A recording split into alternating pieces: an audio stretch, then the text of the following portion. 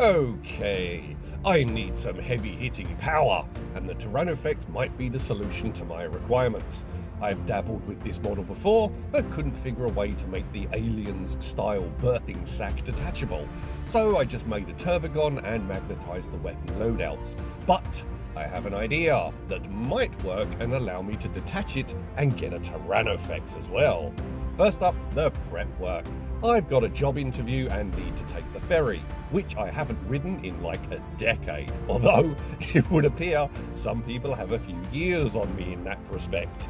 Anyway, grabbing the wire cutters, time to kick back and just trim all the parts from the sprues while watching the world pass by as the boat chugs along. Anyways, saw this in the marina, which was a little weird for the Pacific Northwest, and then on the ferry ride home, I finished stripping off the sprues and used an X-Acto to remove the few mould lines that are visible. Hopefully, nothing popped off the table and is now lost. Okay, back home, here's the pile of bits. Snagging the Citadel glue, I assembled the heads, and the weapons, and the legs, and the main body.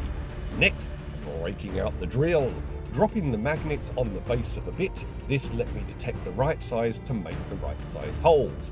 First, the head options. I drilled a hole in the torso neck pit and then dropped in the column of magnets.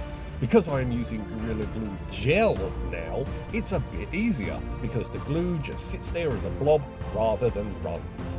Then more holes in the arm sockets, a wiggle of the drill gets me the extra width so the magnet fits snugly, so I can just add glue and drop it in and push it into place with the back of a paintbrush.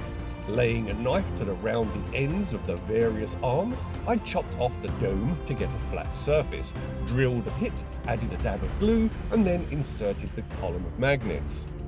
First, of course, push the column of magnets towards the torso magnet, and if it is repelled, it's ready to go. Push into the pit, and once in place, wipe aside using my thumbnail to keep it in place, because otherwise the column of magnets can flip it or yank it clean out.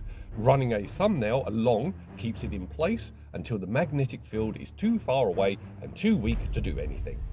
And now, on to my idea for the Gestation sack. Some army painted green stuff, chopped into slices and then mushed together until it goes green, and then divided into 6 small blobs and then add them on the inside along the bottom seam.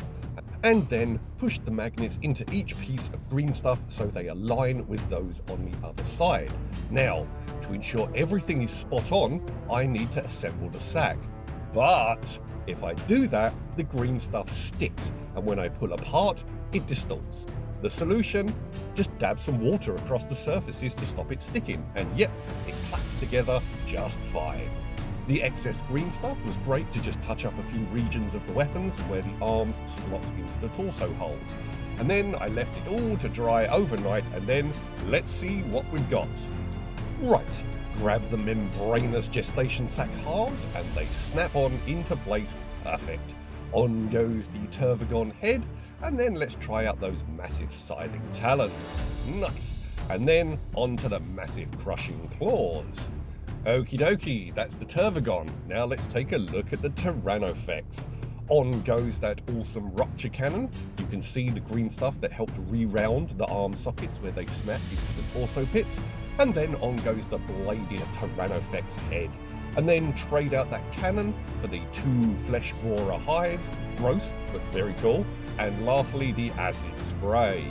Excellent, it actually worked. I have a fully magnetized Tyrannofex and Tervigon.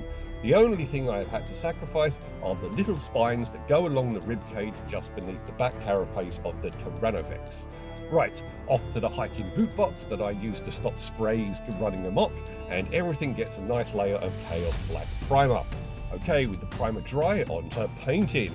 Grabbing a larger brush, a layer of McGrag blue over all those areas of skin. And then for the areas of chitin, the back carapace, the sections on the weapons and on the limbs, some Zaruz purple. And then a layer of Nuln oil over everything. And then in the gestation sac orifice, in the weapon muzzles and in the open maws, a layer of white scar. Right, on to dry brushing. First up, adding some shade with Imric glue. First by loading up the brush and then painting a solid hue on the tail tip, and as the paint is shed and we get into dry brush territory, strokes across the ribs to accentuate them. Then another dab into the pot and paint the claws, and then dry brush across the skin, and then the same for the weapons. Paint the muzzle a solid hue and then dry brush across the rest of it.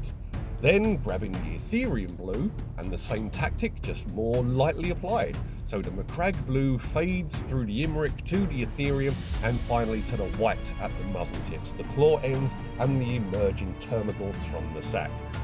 And then, to get the bioluminescent glow that all my Tyranids exhibit internally, Nihilak Oxide applied to the white scar, making the muzzle openings and the roaring mouths of the beasts glow, as well as the emerging termagants that look all pale and nubile, their skin still translucent as they emerge. Once this is fully dry, a delicate dry brush of white scar just to make the glow appear more vibrant. Right, one final dry brush. Gene Stealer purple dashed across the chitin plates, catching the raised areas and brushing towards the Nuln oil that pooled up in the overlaps to create a shadow-like effect. Now deploying a very steady hand, a tiny touch of moot green on the eyes. One of them went a little awry, but that is easily solved with a dab of Nuln oil that settles around the eyeball in the socket and erases the stray moot green. Actually, that really accentuates the green, so I added the Nuln oil wash around the other eyes as well to really bring them out. And finally, a layer of Elmer's glue across the base, and then spread it around with an old brush and sprinkle on some small weld slate and stone 1/8" gravel.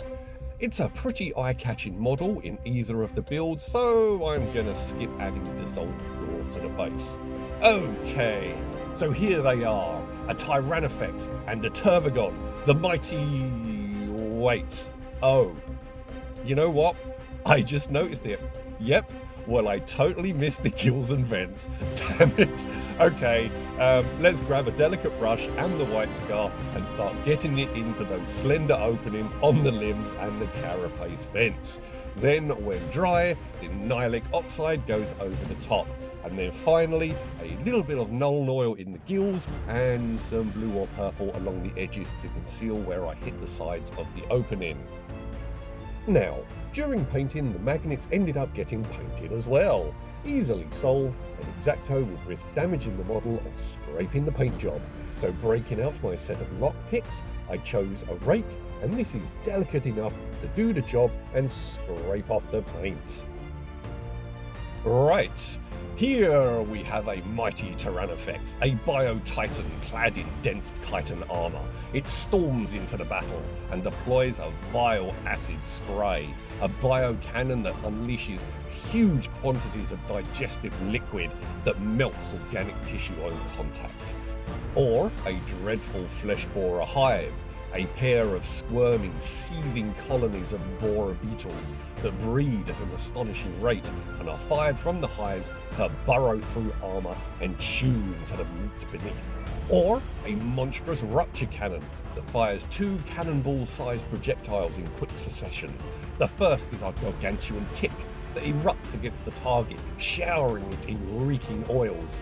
The second is a seed pod that reacts with the oils to produce a catastrophic explosion strong enough to gouge apart tanks and other hardened vehicles. And a Tervigon, stomping across the land, surrounded by a swarm of termagants. The creature constantly generates more of these lesser forms, the beasts pouring from its pulsating gestation sac, and as they slap to the ground, the synaptic link generated by the Tervigon rouses them into activity and has them join the horde. But the Tervigon is much more than just a mobile birthing factory. It is also a potent psychic beast and a ferocious close combat organism, armed with potent crushing claws or brutal scything talons with which it can conduct ferocious strikes or devastating sweeps.